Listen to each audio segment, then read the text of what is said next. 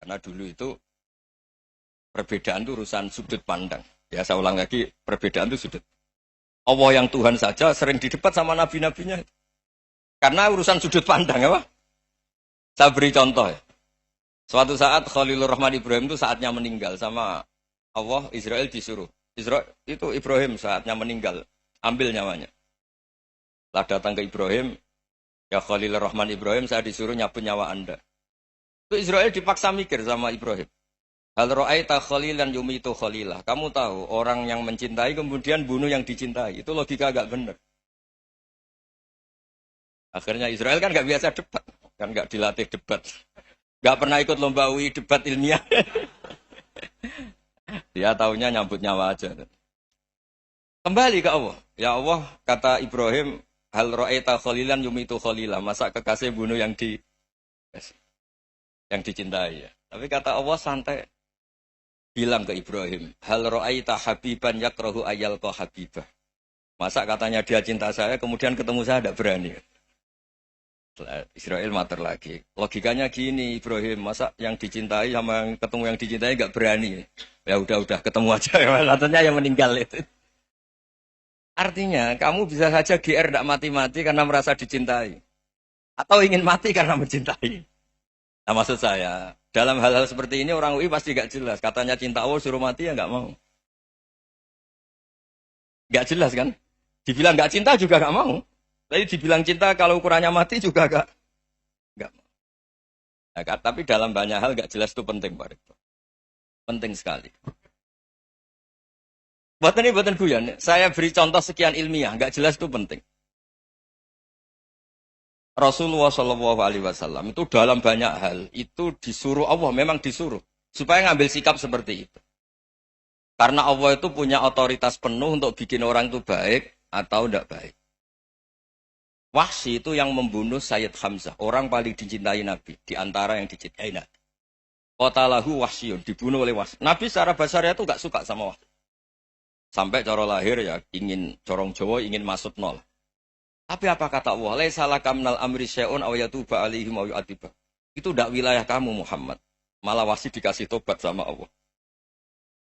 Khalid bin Walid. Itu perang Uhud kalah itu karena ide brilian Khalid bin Walid. Pas itu masih panglima kafir. Yaitu pura-pura kalah, ghanimah dilepas, sahabat turun, pasukannya naik, walhasil orang Islam kalah. Khalid bin Walid akhirnya juga masuk Islam. Orang yang secara basariah Nabi itu gak siap. Kebalikannya juga ada. Sa'labah itu orang sampai gelar hamamatul masjid. Ini pas ngaji mesti ingat. Salah. Dia di masjid terus. Setiap habis salam tuh lari. Karena istrinya nyuwun sewu masih berpakaian yang tidak pantas. Kenapa engkau terburu-buru pulang? Pakaian yang dipakai istri saya sekarang saya pakai. Ya pakaian sarung itu kayak Pak Rektor kan fleksibel. Ini khusus mau Ramadan. Tidak akan sarungan terus. Gak usah khawatir. Jadi ini tadi sudah perjanjian. Saya yang kiai celananan, beliau yang rektor pakai sarung. Jadi, iya. Supaya itu barter madhab. Tapi hanya sekali ini aja, bukan. Jadi jangan diharapkan ini jadi tontonan terus-menerus. Dan ini barter madhab. Saya sama Profesor Kores juga sering gitu. Saya pakai sarung yang dihadiahi beliau pakai sarung yang dihadiahi saya.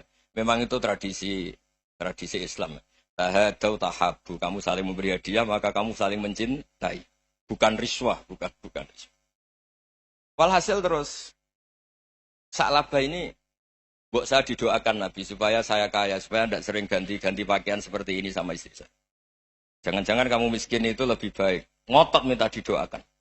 Didoain Nabi kaya terus lama-lama ninggal sholat, ninggal jamaah. Itu Allah belum tersinggung. Yang mulai Allah tersinggung itu kan saya sering fatwa di mana-mana, sering memberi saran. Mumpung kamu miskin itu sering sedekah. Karena kalau sudah kaya itu tidak bisa. Saya memberi analogi gini. Kalau saya masih santri miskin, punya uang 100.000, diminta guru saya 50 tak kasihkan. Padahal itu 50%. Punya 2 kambing kurus, diminta guru saya 1 pasti tak kasihkan. Padahal itu 50%. Jadi kalau punya sapi Brahman atau sapi limusin yang harganya itu 100 juta, punya 2, diminta 1 boleh enggak? Tidak boleh. Saya punya motor butut 2, diminta teman saya 1 boleh. Tapi kalau Davidson Harley itu nggak boleh. Nah, Walhasil itu kalau kita miskin, misalnya kita zaman kuliah atau zaman mondok atau zaman apa saja, punya uang 100.000, narik temannya sampai 50.000 kan biasa. Tapi setelah 1 miliar, berani nggak kamu kasihkan 500 juta? Sama-sama 50%. Enggak kan? Nah salabah gitu, ketika zakat masih per 40 kambing, 1 kambing, itu sebenarnya kan masih ringan. 41, 82. Kambingnya itu sudah mabenal jabalen. Barang dihitung zakat karena sudah ribuan, jumlahnya sampai 400 kambing. Banyak lah pokoknya. Terus kata salabah, ini pemerasan. Karena jumlahnya besar. Allah tersinggung karena nabinya dianggap narik zakat itu dianggap khorat, dianggap pemeras. Allah tersinggung kemudian fa'aqobahum nifakon fi qulubihim ila yaumil. Dia ditegur munafik. Semenjak itu terus tadi kembali gak jelas tadi. Barkohnya gak jelas itu menjadi orang tuh bijak. Ini sekarang nakal, jangan-jangan nanti jadi orang baik. Yang sekarang baik, jangan-jangan suatu saat jadi tidak baik. Semua orang introspeksi. Gak ada jaminan kalau kita sekarang baik akan baik terus. Gak ada jaminan kalau kita sekarang buruk akan buruk terus. Sehingga terus banyak kiai-kiai bijak itu memang lahirnya gak tegas. Tapi gak tegas itu yang menjadikan bijak. Karena sama-sama mungkin. Itu yang disebut laisa laka minal amri syai'un aw yatuba alihi mau yu'adzibun. Itu tidak wilayah kamu. Ketika Allah mengomentari orang munafik juga wa yu'adzibal munafiqina insya'a aw yatub. Bisa saja ada yang disiksa, bisa saja ada yang dikasih tobat. Karena pola yang kita analisis itu semuanya menurut kita. Bukan menurut kemaslahatan orang apa? Saya punya sekian contoh cerita. Orang yang sowan kiai baik-baik, mungkin bawa gula atau salam tempel, tidak tahu lah. Itu tidak mesti jadi wali. Tapi Kalijogo yang kenal Sunan Bonang, itu kenalnya itu karena ingin begal. malah jadi wali. Tapi tidak usah dicoba. Umar itu nyari Nabi itu mau dibunuh. Tapi malah tobat jadi orang baik. Jadi ini penting ngaji ya, supaya tidak tegas itu, tidak jelas itu kadang baik. Nah termasuk, saya juga termasuk dia yang milih tidak jelas. Saya sering gojlok gini, Fajar Hadili ini murid-murid saya sering saya gojlok. Kalau semua sistem pendidikan kayak kampus, kayak UII, kayak UIN semuanya, itu sistem yang bagus. Karena tertib jam kuliahnya jelas, mata kuliahnya jelas.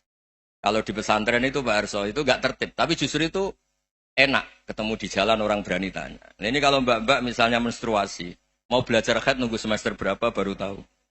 Itu bisa sekian tahun nggak sholat karena nunggu pelajarannya baru diterangkan. Mau haji juga gitu, nunggu mata pelajaran haji. Kalau nggak jamnya, nggak mau dosennya ngajar. Nah, kalau kiai kan nggak ketemu di jalan, tanya dijawab. Jam berapa juga dijawab. Artinya Indonesia itu berkah, ada sistem kampus yang tertib. Ya semoga termasuk tertib gajinya. Tapi tertib gajinya itu juga sebenarnya rugi. Saya sering ada pegawai negeri Gus, tolong doain saja di PNS enak jadi. Gajinya tetap. Kata saya nggak mau kalau gaji saya tetap. Kok bisa Gus enak tiap bulan mesti dapat gaji. Kalau tetap nggak naik-naik kata saya. Kalau kiai gajinya nggak tetap, tapi di atas yang tetap kata saya.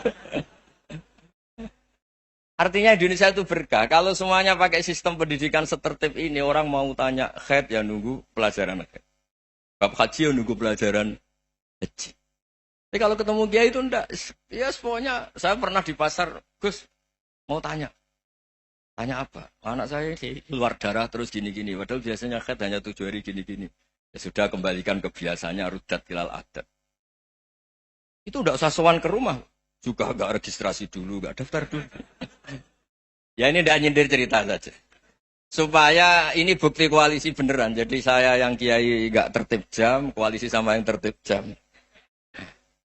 Jadi kalau semuanya sistem kampus, nanti pertanyaan itu enggak bisa on time, enggak bisa setiap saat. Makanya Indonesia itu berkah. Kiai-kiai yang alim yang di jalan-jalan banyak. Juga kiai yang di kampus dokter-dokter fikih banyak. Yang nekuni ilmu umum ya banyak. Macam-macam. Itu masalah itu kalau saling mengadili itu baru masalah. Misalnya kiai ngeluh, enggak enak jadi kiai, enggak punya gaji tetap. Yang dosen ngeluh, enggak dicium tangannya. Karena memang unik Indonesia itu. Kalau guru fikih kok dosen itu tetap enggak dicium tangannya. Karena pikirannya anak-anak itu wong sudah bayar suruh nyium. Itu kayak di alam sadar tuh gitu. Kalau kiai itu kan anak-anak gak bayar itu. Ya opanya cium tangan itu. Makanya kalau kiai-kiai tidak keramat bisa mati karena cium tangannya doang bisa mati itu kiainya. Ya ini cerita supaya saling menghormati apa saling